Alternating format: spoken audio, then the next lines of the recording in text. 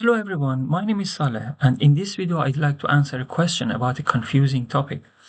What is the difference between plot types or plot attributes and projections, or how can we have a figure with subplots with different types or attributes and projections all in one figure? So I'm going to show you three different cases to explain the difference. In case 1, we have subplots with different types or attributes. Here we have linear, scatter, bar, stem, step, and pi.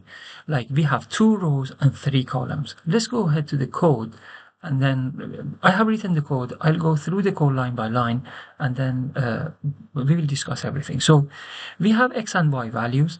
In order to have these subplots, we use plt.subplots. We have 2 rows, 3 columns, and then we specify horizontal spacing and vertical spacing to have a nice proper spacing between subplots. And then for the first one, which is a line plot, it is in row 1, column 1. So I use x00, which means row 1, column 1 dot plot, because it was a line plot. The second one was a scatter plot. So here we should have x01, which means row 1, column 2, and then I'm using a scatter, x.scatter. And then the third one was a bar chart, so we use x.bar, and then x.stem, and then .step, and then pi. You know, the point is we are able to do this because plot, scatter, bar, stem, step, pi are all attributes of x. Therefore, when you want to plot, you simply put x.plot, x.scatter, x.bar, x.stem, x.step, So to see a full list of types or attributes, we can go to this web page and then find all plot types, basic plot types. You see plot, scatter, bar, and then a stem, a step over here, and then pi is somewhere over here. Yes, so we have pi over here. So these are called basic plot types. But in case 2, we are having 3 radar charts. So can we do exactly the same thing? Or how can we produce this figure with these 3 subplots? So let's go to the code. This is the second code. Again, we use plt.subplots. We have 1 row, 3 columns, and then the same as before, we can specify horizontal spacing, and then, but the only difference here is we have to specify projection. The question is, why can't we do like the previous one? Like, why can't we put x.polar over here? Why do we have to put projection to be polar over here? The reason is x doesn't have a polar attribute. So if I use x.polar over here, I will get an error message. So when it comes to projections, we must specify projections in the plt.subplots. So I can go, so this is the difference, simply because polar is not a basic plot type. So to briefly explain how I have created this, so imagine we have 10 features for cars, and then in car 1 we have 10 values for these 10 features. In car 2 we have these 10 values for these features, and then we are going to show these values in a radar chart separately in 3 subplots. So after it is done, so imagine you have 10 values, and then you must have 10 angles like along the circumference to show these values. So that's why we use a numpy line space, and then we need to have 10 angles over here. So just because we have a specified projection over here, we can put x.plot over here. The first argument is angle, the second argument is values. So when you run this code, you will get this figure with 3 subplots.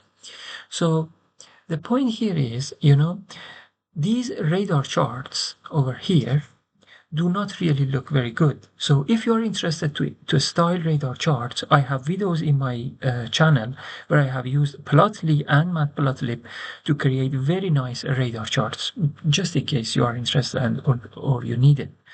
And another point is that, I have shown you here only one projection, which is polar. So if you would like to see all projections, you can go to this web page that I show you here. And then at the end of this page, you have this one. So these are mostly geographic projections.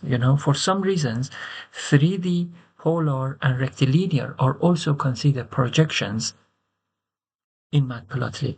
And then in this figure as well, in this web page as well, you can see more geographic projections, and then you can see like the same things over here. And then you should see, you can see, in fact, projection is specified over here. So the third one, in fact, the third case that I'm going to show you is in fact this one. So we have two attributes and then one polar next to each other. So how can we do this? So let's go ahead and then go through the code. So we specify x and y, and then we use, instead of using plt.subplots, we use an expanded version of that. Okay, so here we first create a figure, plt.figure, and then it creates a figure, and then we add subplot to this figure. And then you have 1, 3, 1. It means that you have 1 row, 3 columns, and then this is going to be the first subplot, and then we call it x1. And then as you see, this is a scatter plot, right? So we simply put x.scatter. The second one is again like 1, 3, 2, which means 1 row, 3 columns. This is going to be the second subplot. We add subplot to the figure, and then we just simply put x2.plot, because scatter and plot are attributes of x1. For the third one, which was a radar chart, we can't put x.polar over here because polar is not an attribute. So we specify projection over here, and then exactly the same thing. And then this gives us this figure. So I will upload like everything, like all these links and then codes in the description below and then on my GitHub, so that you can have access to this. Another important thing, I didn't put titles, x-axis, y-axis. I mean, I didn't really style the charts, mainly because I wanted to show you the critical commands to help you understand the difference. So I didn't really mean to style it. So if you're going to do this, then you can feel free. So I hope you have found this video educational and helpful. And if you have any question, please feel free to leave me a comment. So thank you for listening, and I wish you all the best. Thank you. Bye.